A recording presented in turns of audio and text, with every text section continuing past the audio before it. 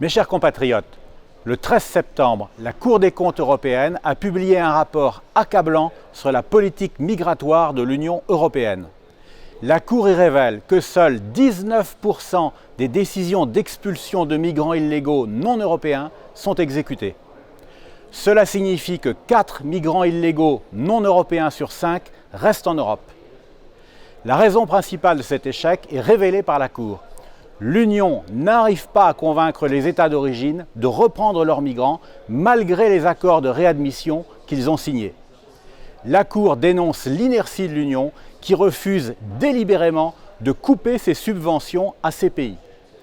Il ne fait pourtant aucun doute que la simple menace de suspendre l'aide financière européenne suffirait à les persuader de récupérer leurs ressortissants. Chose peut-être encore plus grave, la Cour nous apprend que l'Union a pris l'habitude, depuis 2016, de conclure des arrangements de réadmission à la place des accords de réadmission.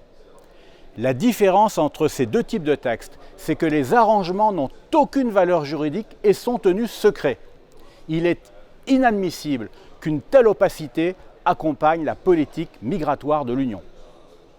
La conclusion de la Cour est sans appel. D'après elle, non seulement le système actuel est inefficace, mais il est même contre-productif en encourageant carrément la migration irrégulière. Ce qui est terrible, c'est qu'au lieu d'écouter la Cour, la Commission de Bruxelles va aggraver la situation.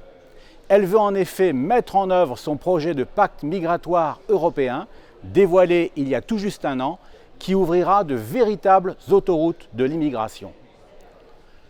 Continuer à confier notre politique migratoire à l'Union est donc une folie.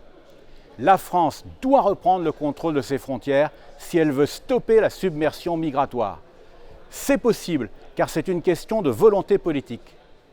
Mais évidemment, rien ne bougera tant qu'Emmanuel Macron sera au pouvoir. Restons néanmoins confiants et croyons en l'avenir. Les Français sont un grand peuple.